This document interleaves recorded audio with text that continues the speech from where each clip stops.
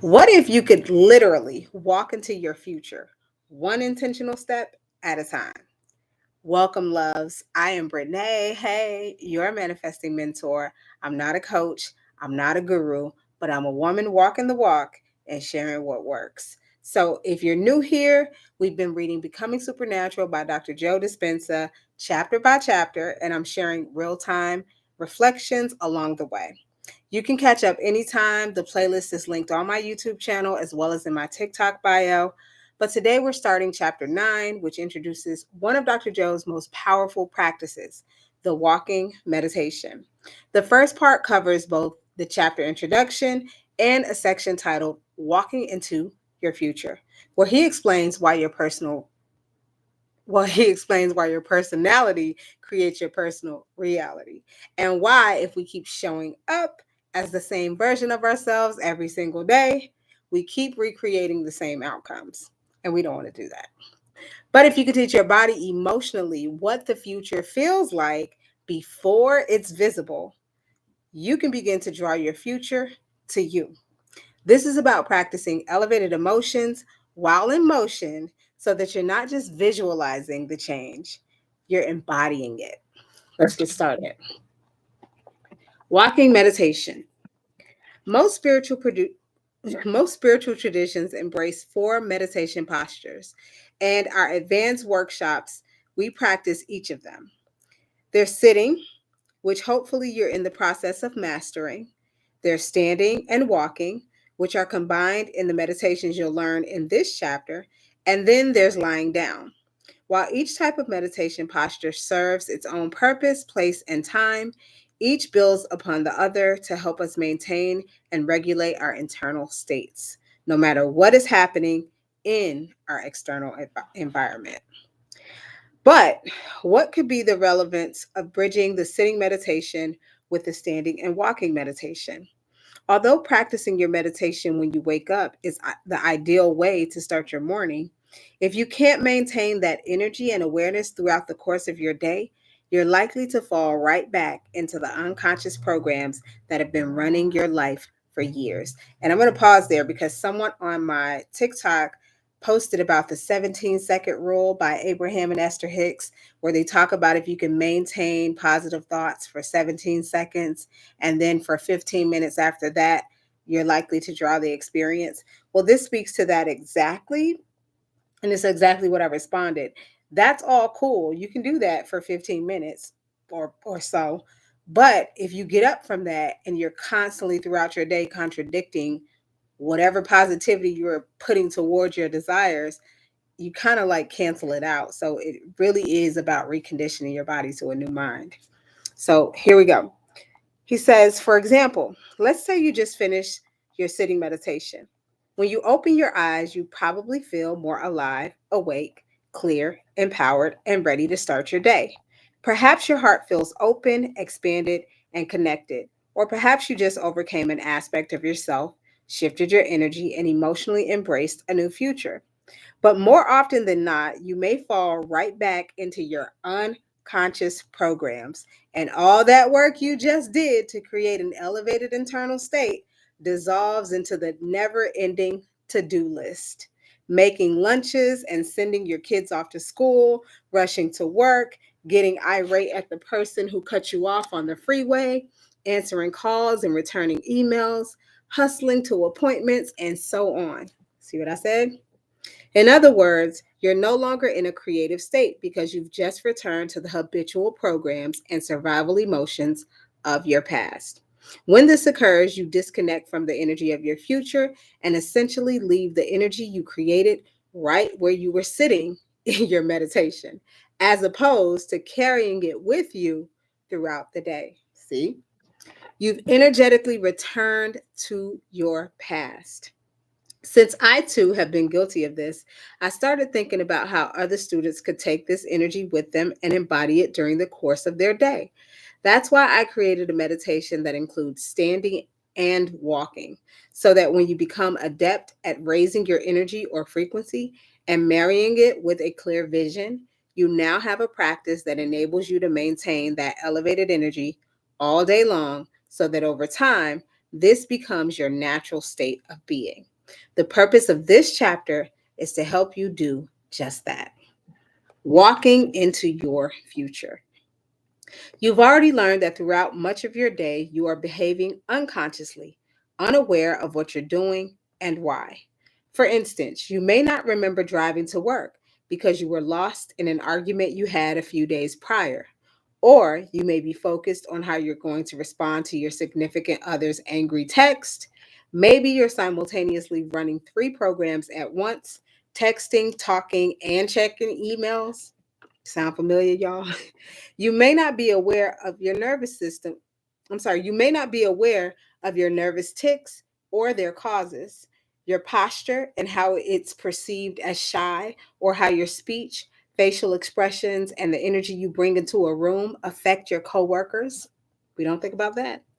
These unconscious programs and behaviors occur because the body has become the mind. And it's the combination of these unconscious programs that makes up who you are. You know by now that when the body becomes the mind, you're no longer living in the present moment.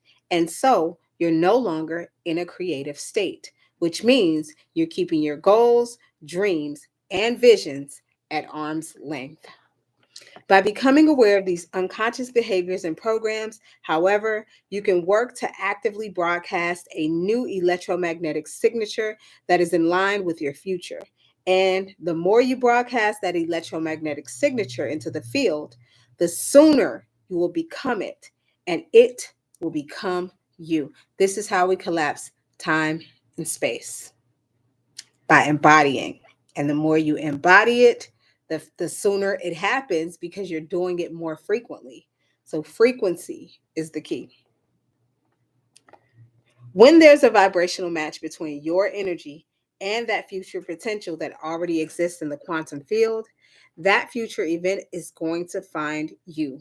Or better yet, your body will be drawn to a new reality.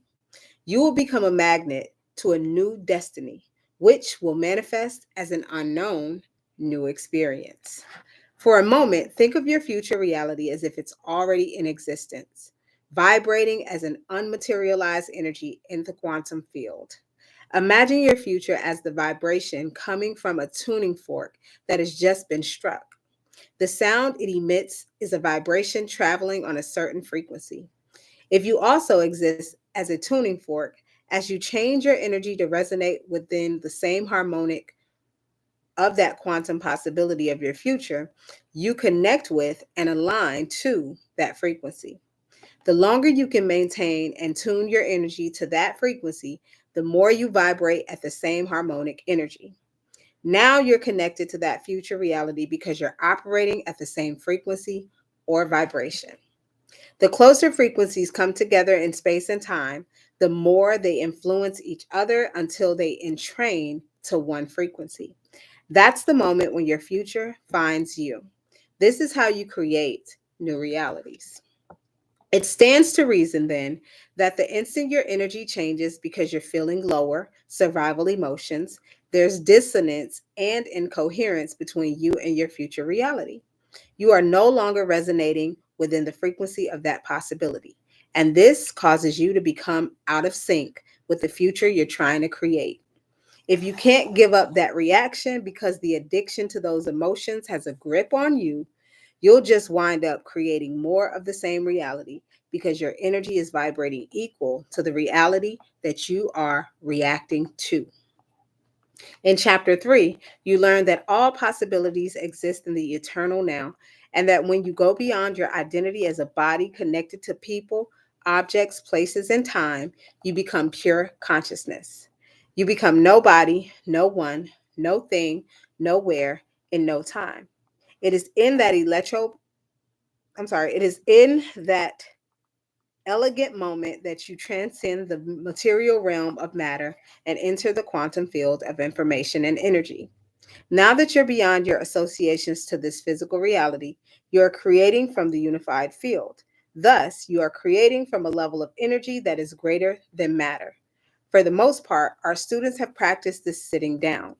The purpose of the standing and walking meditation is to make you more mindful of the present moment, to help you maintain and sustain elevated states throughout the day, to keep you more connected to that future with your eyes open, and to assist you in literally stepping into your new future.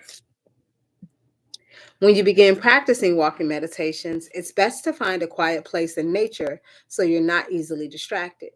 The fewer people and less activity around you, the easier it is to stay focused. Eventually, when you get better at it, you can practice this in a shopping mall, while walking your dog, or somewhere else out in public. In many ways, the standing and walking meditations are just like the seated ones. You begin by standing still, closing your eyes, and resting your attention in your heart, all the while slowing down your breath and breathing in and out of this center. When you feel heart centered, just as you do in your seated meditations, you begin cultivating elevated emotions that connect you to your future. Once you feel fully grounded in these elevated emotions for a few minutes, open your focus and radiate that energy beyond your body until you feel it within you as well as all around you. Next, lay upon the energy of these elevated emotions the intent of what you want your day or your future, whether it's to radiate a synchronicity, lead a noble life, make a difference in the world, create a new job or relationship, or something else. Now you're broadcasting a new electromagnetic signature into the field. The only difference is that instead of sitting with your eyes closed and radiating love, elevated emotions, you're standing up with your eyes. You're standing up with your eyes closed so that when you open your eyes and begin walking, you'll be able to embody that elevated energy. As you continue to stand, eyes closed with an open focus, you take your attention off of the outer world and your brain waves start slowing down from beta to alpha states. This causes the thoughts, analysis, and chatter inside your head to quiet down, inducing a trance state and making you more suggestible. As you learned in the previous chapter, the longer you can remain in this trance state, the less resistance there is to new information entering your subconscious mind. When you're in an elevated emotional state that aligns you with your future, you will be more prone to accept, believe, and surrender to the intentional thoughts equal to those emotions. This means the thoughts, visions, pictures, and images your mind is creating can make it past the analytical mind, and you can program the autonomic nervous system to create the biology of your new future. Since you have created the energy of your new future while standing with your eyes closed, now it's time to open your eyes and begin walking. Don't look at anyone. Don't pay attention to objects or things or anything else around you. Simply keep your focus open. Transfix your gaze on the horizon and remain in trance. The more you're in trance, the less likely you'll be to think in old familiar ways. In the meantime, your mind will be connecting to those images of your new future rather than replaying programs of the past. Now you're ready to walk into your future as someone else. Because you're walking as your future self, you now have to become aware of the way your current self has always unconsciously walked. It's time to alter your stride, your pace, your posture, your breathing, and your movements. You might smile instead of staring blankly. You may have to imagine what walking as a wealthy person feels like by modeling a wealthy person. You might adopt the posture of a courageous person you admire. Walk within the elevated energy of your future healthy body, or walk as an open hearted, loving, accepting person. Basically, you're consciously embodying the person you've always dreamed you could be, but walking as if your future self is imperative. For example, you might imagine that it's 1 or 2 years later and you already have all the things you want. The most important ingredient is for you to embody that future person now. If you already are that identity, you no longer need to wish you will become that person because it's already happened. You already embody the qualities of your future. You are simply thinking, acting, and feeling your future self. As you begin to practice walking differently and continue practice day in and day out, You're going to get into the habit of walking like a wealthy person, thinking like a healthy person, standing like a confident person, and feeling like a free, unlimited, grateful person. Gratitude means it already happened, instead of perhaps a beat up, worn down, stressed out person. The more you practice, the more this new way of being will become a new habit. And these habits will become your new automatic patterns of thoughts, behaviors, and emotions. Once you start naturally feeling and embodying these elevated emotions, they will inhabit you, and you will actually become the person you want to be. Graphic 12 in the color insert shows a student who changes his brain in about an hour after doing the walking meditation. So, in the next part, we'll dive into how to prime the brain for future memories and unpack what actually happens in the body when you do the walking meditation. I'll see you there, and make sure you're following along in the playlist if you're catching up. Till next time, see you in the next video.